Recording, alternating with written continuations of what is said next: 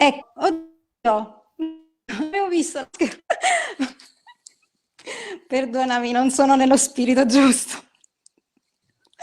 No, neanche io, ma non ti preoccupare, poi me la tolgo. Andrea pensa che stiamo live adesso. Sì, No, sì. allora c'è solo un po' di ritardo, però ho provato in tutti i modi possibili, ma anche con Zoom, con altri programmi c'è sempre il ritardo. Quindi proviamo così, faremo dirette sicuramente di livello molto più alto. Allora Andrea, la scorsa intervista io non ti ho chiesto delle cose specifiche intorno a un personaggio che mi ha molto appassionato di questo romanzo. Ovviamente parliamo della vita adulta. Andrea Inglese, Ponte alle Grazie. È il secondo romanzo perché ovviamente Credo anch'io. Andrea ha scritto un altro, esatto, ne ha scritto un altro di cui probabilmente parleremo in un'altra sede. Allora, Andrea Inglese lo conosciamo tutti, lui è tra i fondatori del blog Nazione Indiana ed è un saggista, un poeta, un romanziere, un critico, ha scritto diverse raccolte poetiche. Veniamo al dunque. Io ti ringrazio Andrea per questa intervista, prima di tutto perché sei stato molto paziente con me, nonostante io trovassi diversi problemi. Ehm, sì, mi sono focalizzata sul personaggio di Nina.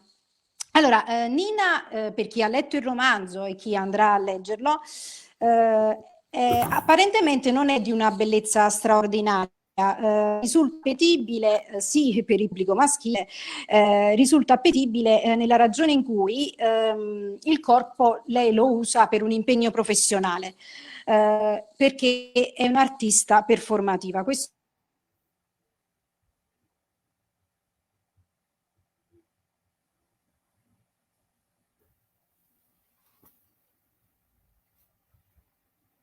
questa è la mia domanda. Cosa viene ad essere più importante? Il riuscire a potersi liberare ed esprimere col corpo e fare col corpo arte, oppure riuscire in questo ad addomesticarsi, a disciplinarsi, nel senso a staccarsi dall'immaginario, provocando necessariamente quindi la riflessione che hanno mosso la maggior parte dei critici, che è quella della sessualizzazione del corpo. Sì, Sabattina io ho perso un pezzo di domanda, non so se tu mi senti. Sì, sì, ti sento. Ecco. Sono cose Eh, normali, il ritardo c'è sempre. ecco. Mm. Dunque, no, vabbè, Allora, dunque, forse bisognerebbe dire due cose, che in questo romanzo, La vita adulta, i due protagonisti sono Nina, che appunto di cui hai già parlato, che è questa artista performativa, che si trova in un momento delicato della sua carriera perché ha avuto un momento di grande successo molto giovane e poi intorno ai 30 anni diciamo, ha ripiegato su delle attività che ancora potremmo definire in qualche modo underground, cioè un'attività artistica meno impegnata sul fronte del riconoscimento e del successo e più incentrata su una sorta di autonomia anche difficile da realizzare, che però in qualche modo lei riesce a portare avanti in una città come Berlino, che dà un po' più di margine a chi non lavora esclusivamente nell'ottica di un successo e di una riuscita anche commerciale, soprattutto in ambiti artistici. Dall'altro lato abbiamo Tommaso, che è un critico d'arte, che in realtà è più vecchio di Nina, una cinquantina d'anni, e che altre problematiche, ha una famiglia, si è appena cambiato casa, ha comprato una piccola casetta schiera nella periferia di Milano, Tommaso è di Milano, e anche lui è in una fase delicata della sua carriera, mai completamente decollata di critico d'arte, e tenta in qualche modo di ripiegare anche lui verso, nel suo caso, verso una vita che vorrebbe essere più autentica, più vicina alle cose essenziali, più vicina ai rapporti umani fondamentali. Ecco, all'inizio nella mia idea germinale di questo romanzo, Tommaso era un po', rappresentava un po' il canto del desiderio di radicamento, del ritorno a un essere dentro la vita con una sorta di pienezza, che è la pienezza del quotidiano, di vivere tutti i momenti del quotidiano senza essere costantemente assillato dal riconoscimento sociale o dalla carriera, eccetera. Nel caso invece di Nina è nata come il canto della rottura, cioè di qualcuno che è anche animato da una certa, come dire, rabbia anticonformista, è sempre spinta a rompere il quadro in cui in qualche modo si trova a vivere, e in particolar modo nell'ambito del suo mestiere, che è quello dell'arte. E mi è interessato pensare a un personaggio che in qualche modo operasse questa rottura attraverso questa sua energia erotica estremamente forte, che viene da una sua esperienza dapprima di libertinaggio in qualche modo esistenziale, e poi questa esperienza è elaborata e portata, lei cerca di portarlo su un piano artistico. E qui ovviamente, come dire, si trova su una... Tu giustamente hai parlato, no, della questione della sessualizzazione del corpo femminile, che è qualcosa che in qualche modo viene quasi sempre imposto alla donna per interessi in qualche modo commerciali. È una dimensione, è una forma di, come dire, di sfruttamento di questi aspetti anche più intimi della persona. E la cosa interessante è che Nina utilizza questa condizione come invece un ariete di sfondamento, come un'arma. E quindi è chiaro che sia come personaggio, sia come lei, come individuo, percorre una strada stretta, che è quella, da un lato, di prestarsi a un certo gioco, in qualche modo di estetizzazione e di spettacolarizzazione, e nello stesso tempo lei vuole rompere questo gioco, perché si rende conto che ad un certo punto vi è una dimensione della sessualità portata avanti dalla donna, incarnata dalla donna, che non è in realtà tollerabile, non è codificabile neanche come lo vorrebbe il mercato dell'arte. Questa è un po' la sua scommessa, o in ogni caso il fronte su cui lei si trova.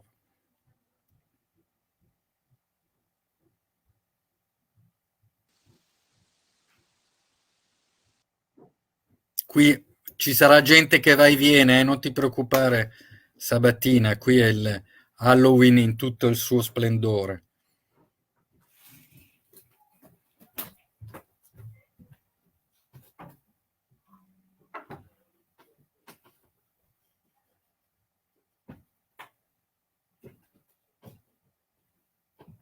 Sabatina, mi senti? Non mi senti più?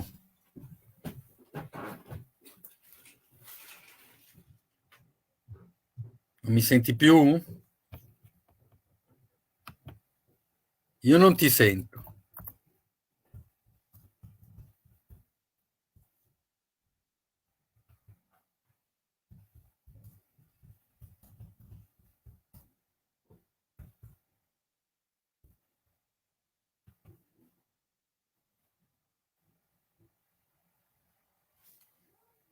Non ti sento.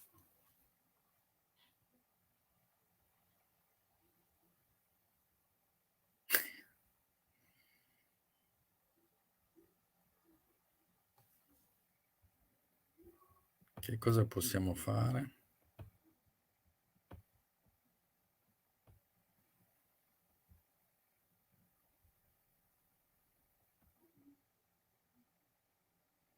Sabattina, io non ti sento più. No, dai, non metterla la No, maschera. va bene, Allora, non vabbè, mi mi metto la scuso maschera. per questi problemi, però, come diceva ad Andrea, io ho fatto questo speed test, una cosa del genere, con la linea, dovrebbe esserci, quindi credo sia StreamYard.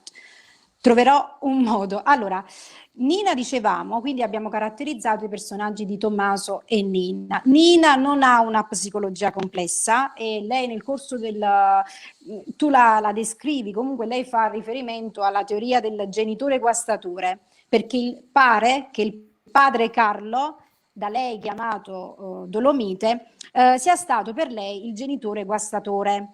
Nina, come vediamo nel corso del romanzo, è una ragazza veramente sopra le righe, alquanto stravagante e rappresenta in parte quella che è la vita di molte donne artiste che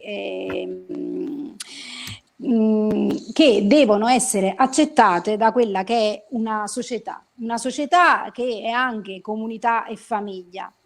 La mia domanda è questa: nel percorso quindi di una realizzazione personale, della carriera personale di un artista, le donne dovrebbero essere oggi e vengono ad essere tutte delle scalatrici e quindi purtroppo vengono a sfruttare, a dominare le masse perché la società, la famiglia è divenuta la massa, volti che non si conoscono ed è un fenomeno nuovo come sappiamo, prima non esisteva. Oppure c'è ancora la possibilità che queste giovani artiste, tu che hai fatto, perché ho visto Andrea che hai fatto anche molte ricerche sul campo per studiare proprio dal vivo il mondo dell'arte. E volevo proprio farti una domanda sull'idea che tu avevi maturato del fine della carriera professionale di un artista. Secondo te è per forza necessario dominare le masse e riuscire a connettersi, a dialogare con le masse? O si può raggiungere o si può fare una gavetta, una carriera senza passare per questo profilo? Allora, in effetti la questione è questa, cioè che a me quello che sembra valga per il mondo dell'arte e addirittura per delle frange particolarmente estreme come quelle dell'attività performativa, mi sembra che quello che valga per questo mondo valga poi un po' per tutto quello che è il mondo dell'attività culturale. Cioè, mi sembra che ad un certo punto ci sia una sorta di ricatto abbastanza preciso. Cioè, il ricatto è quello del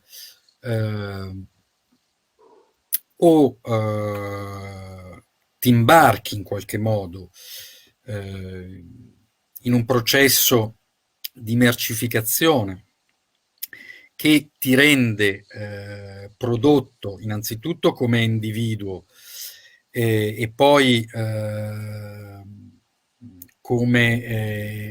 e che poi in qualche modo implica tutto il tuo lavoro e quindi nel momento in cui sei un prodotto, la tua destinazione è quella di essere diffuso, venduto, proposto sulla scala più ampia possibile e a questo punto hai tutti i riconoscimenti che ne conseguono, che sono riconoscimenti simbolici, riconoscimenti culturali, riconoscimenti artistici, riconoscimenti ovviamente economici e quindi hai tutto lo spazio che la visibilità che ti è data, oppure nel momento in cui in qualche modo tu non ti presti a questo processo, diventa estremamente difficile non solo, come dire, sopravvivere dal punto di vista economico, ma diventa difficile anche capire quello che fai e riuscire a farlo, perché entri in una zona in qualche modo di penombra, di irrealtà, dove sia il tuo lavoro culturale che la tua dimensione più creativa, diciamo, in qualche modo non ha un ritorno, non ha una sorta di impatto tangibile, e quindi si è anche confrontati con una estrema solitudine, estrema fragilità. Questo mi sembra che sia fondamentalmente in qualche modo il ricatto che viene fatto. E dietro questo c'è fondamentalmente l'idea che se sei un vero artista, se sei un vero scrittore, se sei un vero regista, se sei un vero drammaturgo, è inevitabile che il tuo prodotto tocchi una larga fetta di persone. Se questo in qualche modo non avviene, ovviamente può essere perché semplicemente non sei talentuoso, non sei bravo, non sei sufficientemente determinato, ma fondamentalmente vuol dire che qualcosa è sbagliato in quello che hai fatto. Ecco. E questo è come dire, è abbastanza schiacciante, come se diventa in qualche modo il paradigma unico attraverso cui valutare e legittimare un'attività intellettuale, creativa, artistica e più generalmente culturale. Quindi ecco, a me sembra che sia questo. Quindi rispetto alla tua domanda, mi sembra che sì, cioè al di fuori in qualche modo di un certo tipo di successo che interessa un certo tipo di mercato dell'arte, un certo tipo di industria culturale, non c'è salvezza per l'artista, cioè anche perché oggi potremmo anche dire che la stessa dimensione dell'underground e dell'avanguardia è estremamente problematica, nel senso che sono in qualche modo esperienze che si sono già consumate e che oggi sembrano non esistere. Oggi sembra che non ci sia neanche da parte dell'industria culturale la pazienza di utilizzare l'underground come una specie di parco giochi in cui lasciamo liberi gli artisti, i musicisti, in attesa poi di venirli a pescare quando possono essere redditizi. Cioè oggi bisogna essere redditizi fin da subito, e questo è uno dei temi che io tra l'altro affronto in modo frontale nel romanzo, parlando dell'angoscia dei giovani artisti che a 30 anni si sentono già morti in qualche modo, si sentono già vecchi se non hanno ottenuto delle cose importanti nel tempo brevissimo della giovinezza. Sì, in effetti questo era l'aspetto che veramente mi interessava. Infatti ho chiamato questa intervista la denuncia di una società classista e sessista. Nina, quante donne di oggi riesce ad essere? In realtà non è quindi solo Nina, è la figura dell'artista, il modo in cui deve emergere, il modo in cui deve far carriera, e quindi la figura anche della società, questa famiglia che non esiste. Non esiste perché è una famiglia che ti obbliga da subito a vendere la persona come mezzo, come prodotto. Soprattutto perché questa è la società dell'immagine. Prima non si verificava perché prima non c'erano i social, il concetto dell'artista era diverso. Se vogliamo, io ho letto Schiava di Picasso, edito Neri Pozza, e anche lui parla dell'artista, parla di Dora Maar, parla di Picasso. Erano completamente diversi i tempi del primo Novecento, anche quello parigino, Andrea. Io mi sono deliziata con quel romanzo perché parlava soprattutto dei surrealisti, quindi c'erano anche i poeti surrealisti. Ma in ogni caso io credo che il tuo romanzo sia una pietra miliare perché appunto descrive la condizione dell'artista. Tu la descrivi con una fiction perché queste persone non le conosci, le hai create tu, immagino, è giusto? Tu la descrivi nei primi anni del 2000 con queste due figure e lui la descriveva nei primi anni, trattando un romanzo biografico e storico, trattando i primi anni del Novecento. Ma a confronto le situazioni sono drammaticamente diverse. Dico drammaticamente perché sì, al tempo delle grandi coppie, prendiamo per esempio Frida Kahlo e il marito, o appunto Picasso con le varie donne che l'hanno accompagnato, il senso dell'artista era diverso, l'artista girava con l'aura. A Parigi, quando si diceva che una donna andava nell'atelier di Picasso, Parigi si scioglieva, era un evento, addirittura veniva scritto sui giornali, un po' come quando i poeti adesso vanno ai concorsi o si incontrano in queste kermesse che hanno a che fare con i media, con la pubblicità, con la televisione. Ma il concetto era totalmente diverso. Là era un incontro privato che assurgeva a una funzione storica.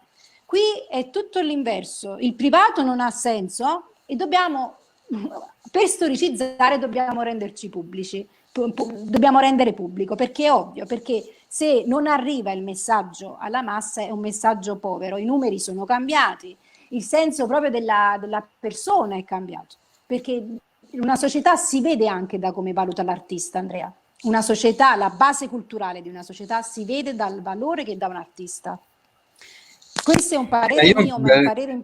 Insisto comunque su una cosa, cioè che per me l'artista mostra meglio di altri qual è il destino, se vogliamo, di tutti coloro che hanno una formazione in qualche modo umanista, tutti coloro che fanno o cercano di fare un lavoro culturale, cioè un lavoro che dovrebbe avere in parte una sua autonomia, dovrebbe poter promettere una sorta di autorealizzazione, potrebbe promettere una sorta di riconoscimento che tutta una serie di lavori non qualificati non permettono. E quindi è attraverso, diciamo, il mito, no? Cioè quello che, cioè l'artista chi è? È colui che noi in qualche modo mettiamo ancora, secondo il nostro mito, in cima a una piramide dove ci sono i valori dell'assoluta libertà e in qualche modo dell'assoluta dipendenza da quello che è mercato, da quello che è ritorno, utilità, profitto. E è interessante guardare appunto il mondo da quel punto di vista lì oggi, per rendersi conto che questo mito come dire, oggi è in gran parte vanificato, e che anche l'arte diventa un sistema integrato, può diventare un sistema integrato assieme alla moda e assieme infatti, questo volevo dire. All'industria e dove come dire la rarità dell'artista è cercata come si cerca un brand dell'alta moda, della haute couture in qualche modo. Ecco, quindi a me interessa in qualche modo quella figura e tutto quello che sta dietro quella figura in una dimensione più ordinaria, che può andare dall'insegnamento al giornalista a tutto l'ampio precariato culturale. In effetti sì, io trovo questo romanzo pionieristico perché sì, tu citi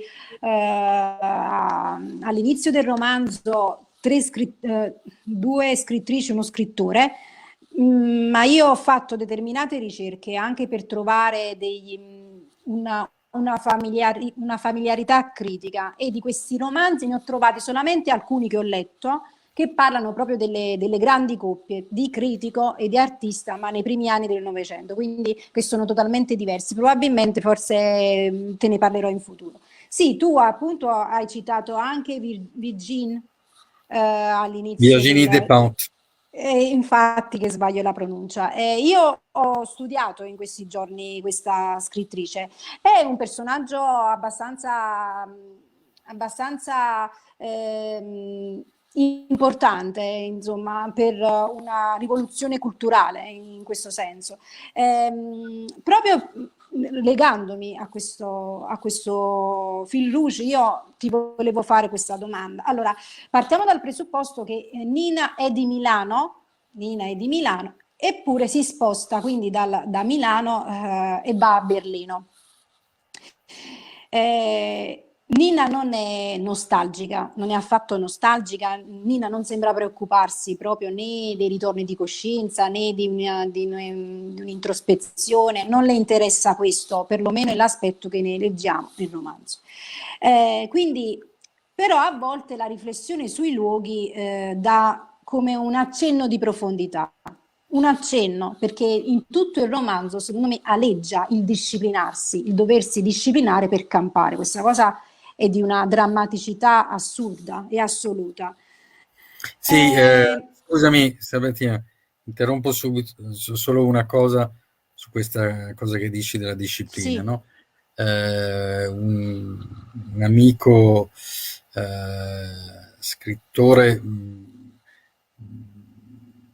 diciamo, mi ha scritto poi dopo aver letto il romanzo, mi ha detto mi sembra una sorta di una situazione di guerra perpetua, no? Di conflitto perpetuo, che vive Tommaso con il suo editore, i suoi altri datori di lavoro, i suoi colleghi, che vive Sara, la moglie di Tommaso, nel suo mondo che non è un mondo legato all'arte, ma che è un mondo legato all'impresa. Lei è un'organizzatrice di eventi e quindi è in contatto con il mondo dell'impresa. Il mondo in cui vive Nina, quindi il conflitto con i galleisti, il conflitto con gli uomini anche, il conflitto con le istituzioni. Quindi è senz'altro come dire, un romanzo in cui emerge costantemente la frizione tra un individuo che in qualche modo fa fatica e rifiuta per certi aspetti di adattarsi a certi contesti e nello stesso tempo è costantemente riportato alla necessità di farlo. E anche quando sembra riuscire a liberarsi completamente, non ce la fa. Non ce la fa per un'ambivalenza spesso psicologica, perché poi in qualche modo tutta una serie di ideali di successo sono introiettati e quindi diventa estremamente difficile liberarsene. Però ecco, penso che in Nina ci sia un percorso di presa di coscienza di cui adesso non voglio anticipare, non voglio parlare, ma che in qualche modo è estremamente radicale già per una persona che in qualche modo è radicale come lei. sì. In effetti sì. Nina è un personaggio molto molto interessante. Potrebbe anche essere una donna molto interessante da conoscere, perché evidentemente porta un bagaglio di esperienze che permette una riflessione adulta e permette alla fine un'analisi. Quindi sì, alla fine c'è in un certo senso una formazione, c'è un lieto fine, perché non diciamo come va a finire perché non lo vogliamo dire, Oddio, non però so se è un lieto fine, ma rispetto, diciamo, meglio meglio di diciamo, come è rispetto cominciato. alla situazione in qualche modo di guerra generalizzata, Mm. è senz'altro un momento di tregua. In effetti sì. Allora, lei comunque quando va a Berlino si fa pagare per fare l'amore e si convince che la prostituzione può quindi essere autogestita. Quindi lascia le sue radici, cerca di affermarsi attraverso il corpo e quindi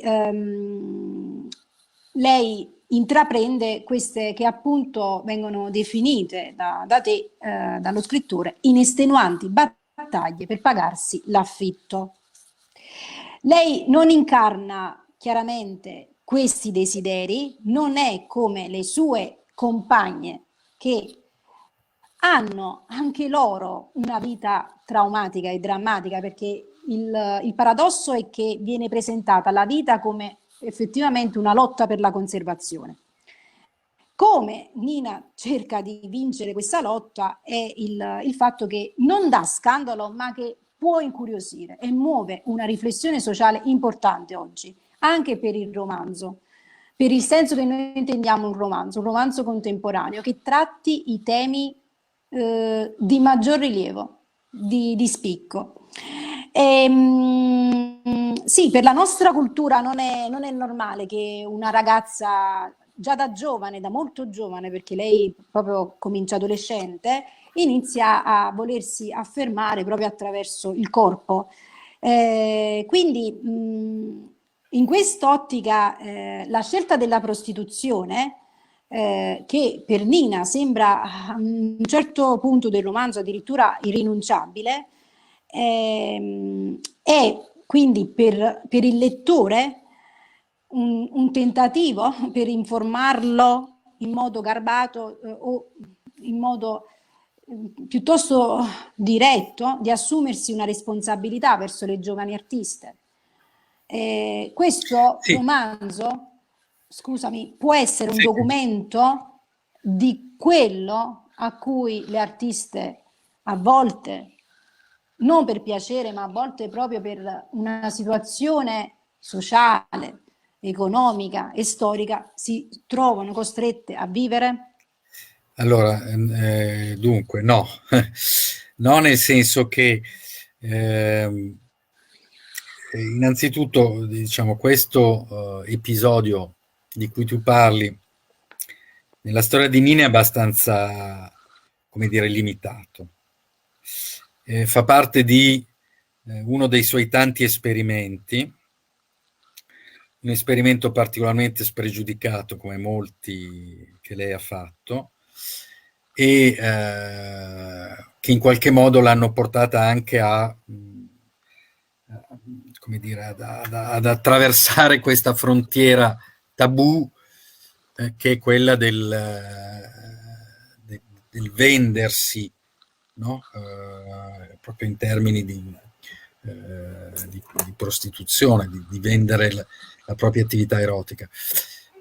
Però, come dire, non è una necessità in qualche modo sociale del mondo in cui Nina, dal mondo in cui Nina viene, né è qualcosa che per lei diventa strutturale. Fa parte di alcune esperienze limite di cui lei in qualche modo quasi casualmente si trova ad affrontare e che non ha paura di affrontare, addirittura vuole in qualche modo, no, attraversare questa linea. Ecco, vabbè, per me anche questo fa tutto parte di questo personaggio che ha una doppia, come dire, una fisionomia paradossale, e che a me interessa, cioè interessa perché l'ho visto in personaggi reali e anche in alcuni casi in artiste, in intellettuali, ma anche in persone, come dire, ordinarie, donne ordinarie, cioè come sia possibile oggi per una donna affermare pienamente la propria autonomia e quindi anche la propria autonomia sessuale fuori da tutti i vincoli e fuori da tutti i codici, e nello stesso tempo non soccombere a una mera strumentalizzazione sia da parte degli uomini, sia da parte più in generale del mercato, di come funziona il mondo del lavoro e nel caso specifico il mercato dell'arte. Quindi era questo che mi interessava. Sì, in effetti, appunto perché tu tratti approfonditamente questa soluzione di queste donne, questa scelta, si finisce per arrivare a una violenza sessuale. Una violenza sessuale, sì, uno stupro. Ecco, l'intero capitolo, per chi ha letto il libro, per chi andrà a leggerlo dopo che avrà visto questa intervista che caricheremo anche su YouTube e su altri canali. Allora, all'interno del romanzo c'è questo capitolo dal titolo Scopiamo, dunque siamo. Offre una visione che appunto è quella della presa di potere da parte di una donna attraverso il sesso, quindi una presa di coscienza della consapevolezza dell'utilizzo del corpo e quindi del poter sentirsi autonome in questa scelta, quindi non governate piuttosto da una società anche paternalistica, anche sessista, ma liberarsi anche attraverso il corpo, liberare pensiero attraverso il corpo, quando c'è pensiero. Il problema è che Nina non dimostra di avere pensiero. Là si pone la questione, perché se una donna lo fa per una scelta intellettuale, è un atto che ha del coraggio, è un atto che ha del possibile, è una scelta ed è una cosa condivisibile, come si sceglie cosa mangiare, si sceglie anche come trattare il proprio corpo, sono gusti, il sesso va sulla stessa linea della libido, non c'è niente che non faccia muovere della derisione o del disprezzo in una scelta del genere. Il problema è che in Nina non si verifica pensiero, e là è la drammaticità, perché quando c'è stato questo stupro, il modo in cui viene descritta la crudeltà collettiva, il modo in cui la maestria con cui tu argomenti la scena, e da un lato con una dolcezza immane accarezzi la scena, mi ha fatto veramente freddare, mi ha freddato. Io quando l'ho letta la prima volta ho detto vabbè, la seconda volta, la terza, la quarta è stata peggiore, perché appunto è una scena di una crudeltà e di una violenza innominabile, perché noi vediamo oggi le ragazze che vengono violentate in questi quartieri delle maggiori città e sono notizie che non sono di pochi anni fa, stiamo parlando che quotidianamente vengono violentate delle ragazze, e questa scena mi ha veramente freddata molto. Chiaramente è diverso il discorso, perché Nina come ne esce? Nina esce dalla violenza sessuale senza una riflessione, senza un ritorno di coscienza. Per lei, tu, lo scrittore, descrive che lei... Su questo non sono d'accordo. Spiegami un po' il tuo punto di vista, perché io sono rimasta veramente freddata. No, non sono d'accordo, nel senso che come in molti casi di trauma, la presa di coscienza avviene post, avviene nel tempo e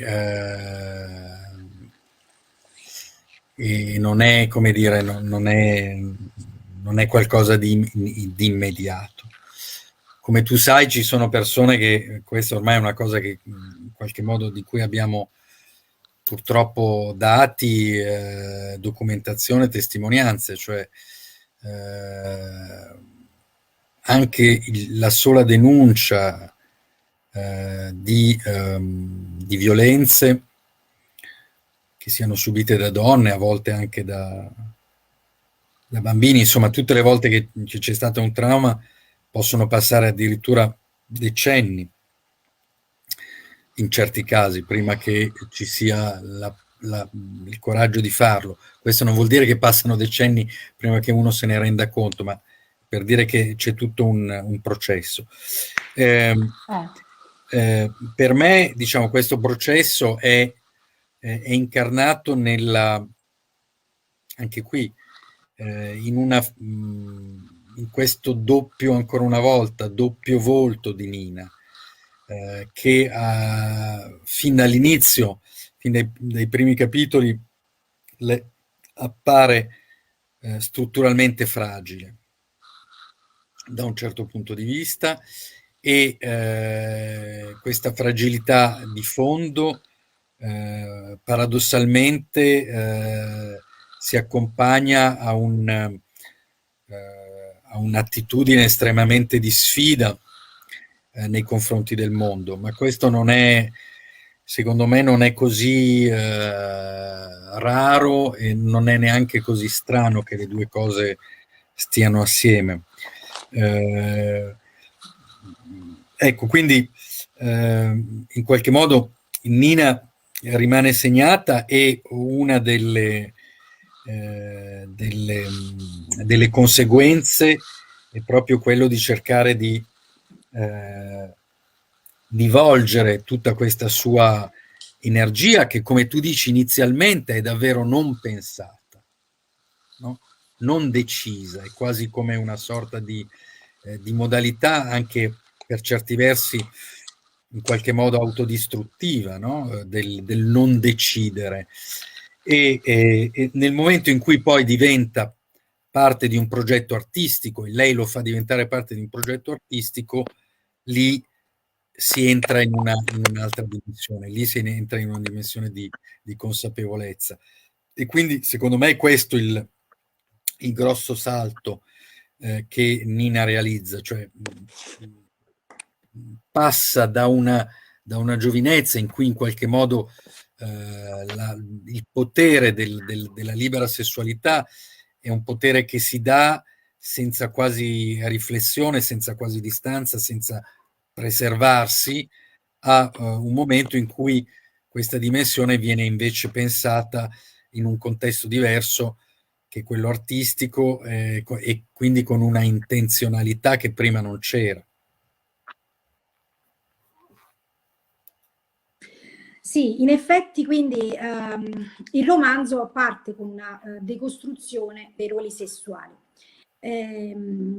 Quindi è anche, non un invito, ma è anche un approfondimento, uno studio, una riflessione su quello che può essere e può rappresentare un primo approccio a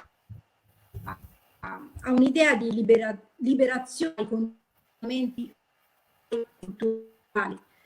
Quindi, come tu fai riferimento in modo al lettore, ma cioè sui meccanismi sociali e sul fallimento di questi meccanismi.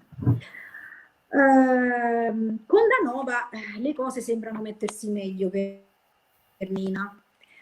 Per la prima volta vediamo che Nina struttura un rapporto nutritivo, con un dialogo, con una sorta di corteggiamento anche in dei punti.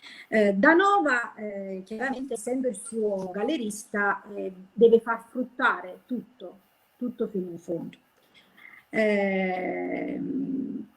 Da Berlino, quindi, Nina si sposta a New York, ritorna poi nella sua stessa Milano. Poi, per chi leggerà il libro, ci sono vari incontri, varie conoscenze che muoveranno queste riflessioni in Nina. Nina è selvaggia, quindi lei ha varie teorie. Dopo quella del genitore guastatore, lei ha questa teoria dell'essere selvaggi. Qualcuno deve essere selvaggio fino in fondo per riuscire in un certo qual modo a ferirla. Quindi alla fine il modo in cui con gli uomini, con il sesso, è un modo sessuale. Adesso non riesce a in un certo modo può essere la figura di quello che è un'identità che incarna in un certo qual modo il meccanismo dell'arte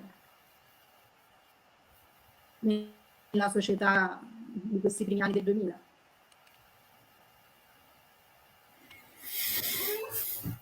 Ecco, Sabatino, ho perso una parte della tua domanda.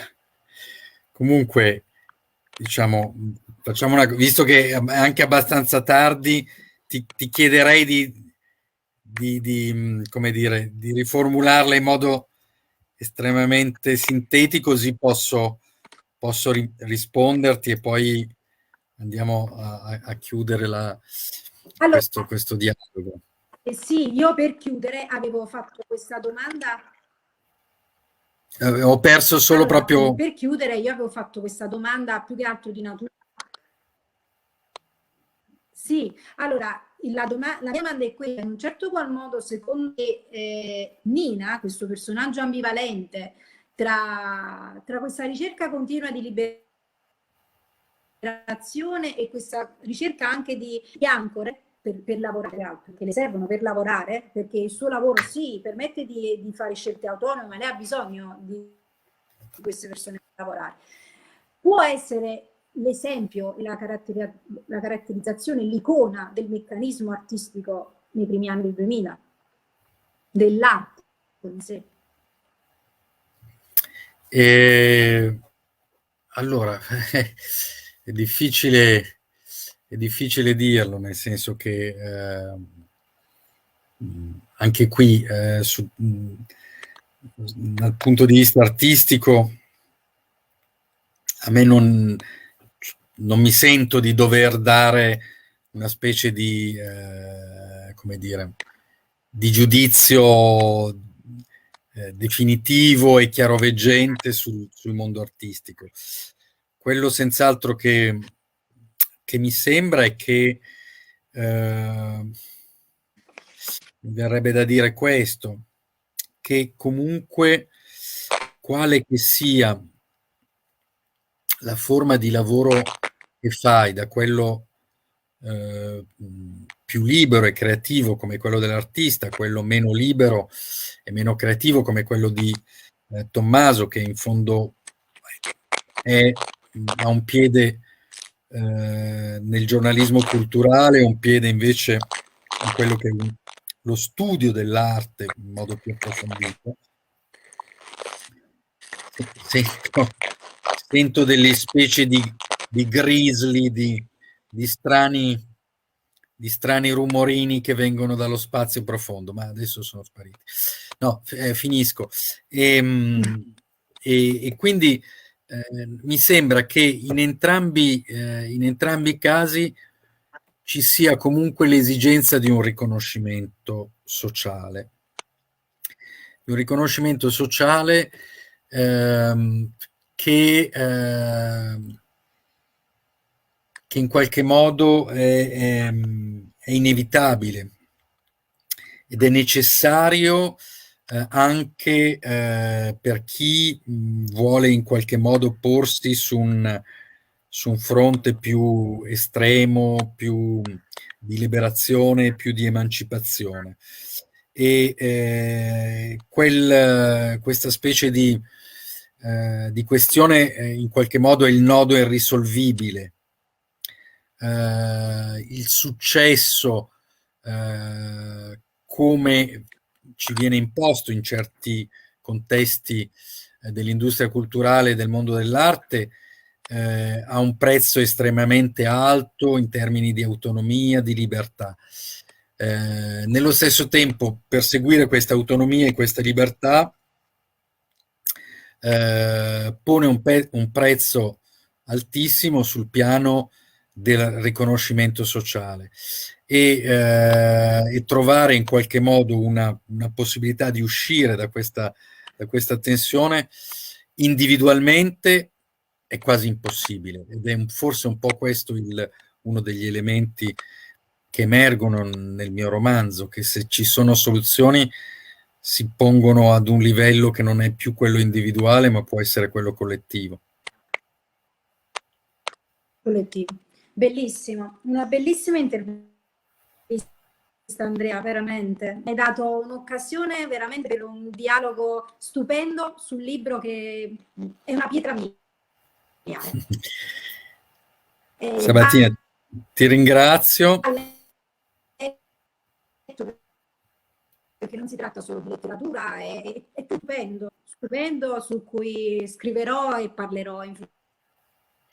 Senti, ti ringrazio molto per la tua passione, nonostante i mezzi non sono stati nonostante gli dei dell'elettronica, nonostante gli dei dell'elettronica fossero contro e remassero contro, noi siamo riusciti a portare in porto il nostro dialogo. Sì, sì, sì, sì. C'è del buon materiale su cui riflettere e su cui scrivere, quindi è una bella intervista che pubblicheremo anche sugli altri canali. Grazie, buona serata e grazie mille Anche a per questa te, intervista. anche a te. Ci sentiamo presto. Arrivederci. Ciao Sabattina. Grazie a chi ci ha seguito e chi ci segue. Grazie anche a Ciao. voi, grazie a tutti. Ciao, ciao, ciao.